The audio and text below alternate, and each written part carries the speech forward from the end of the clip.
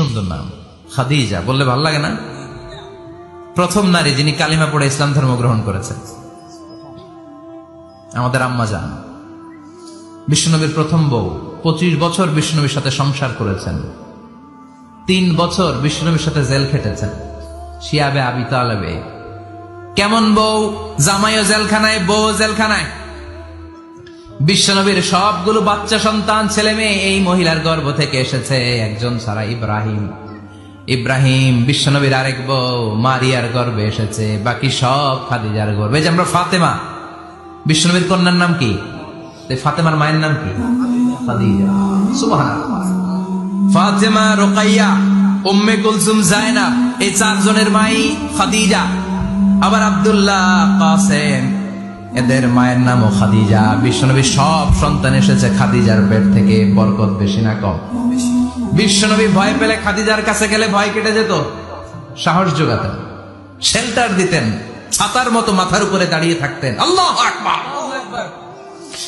বিশ্বনবী বলতেন, রুজিক তো হুব্বাহা, খাদিজার ভালোবাসা আমার অন্তরে আল্লাহ রিজিক হিসেবে দিয়েছে।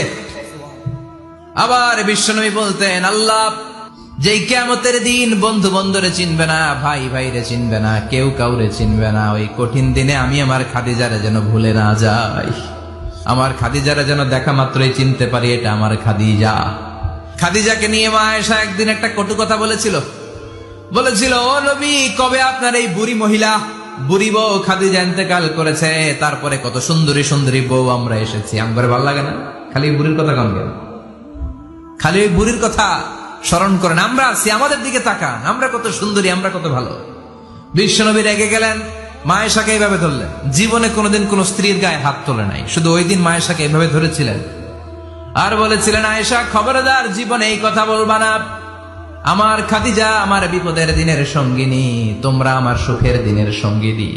তোমরা কেউ আমার সাথে জেল খাটো নাই, খাদিজা আমার সাথে জেল খেটেছে 3 বছর। কয় বছর? কি মহিলা ছিল! বিশ্বনবীকে সবসময় আগলে রেখেছে, শেল্টার দিয়েছে, প্রতিভক্ত ছিল। খাবার নিয়ে বিশ্বনবীর জন্য এদিক সেদিক যেতেন, বিশ্বনবী না আসলে খেতেন না।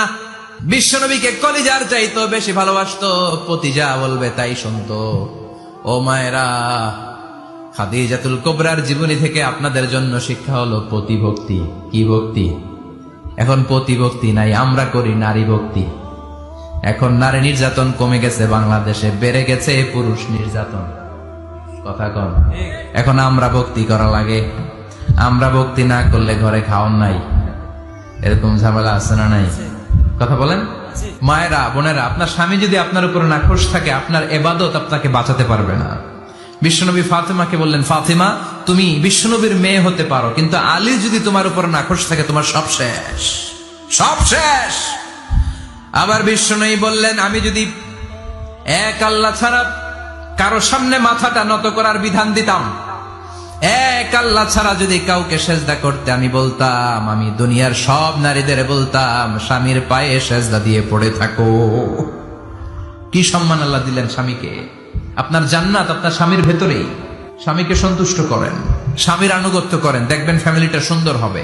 আর স্বামীরা স্ত্রীদেরকে ভালোবাসেন, স্ত্রীদেরকে ভালোবাসার গল্প শোনাবেন, দামি দামি শাড়ি কিনে দিবেন, স্ত্রীর সাথে প্রেম নিবেদন করেন, ভালোবাসা নিবেদন করেন, সংসারটারে শান্তিপূর্ণ করে দিবে কে? তার মানে খাদিজাতুল কুবরার জীবনী থেকে শিক্ষা কি? বললা গেছি, কি শিক্ষা? প্রতিভক্তি। কি ভক্তি? স্বামীকে ভক্তি করা লাগবে, তা না হলে জান্নাত নাই।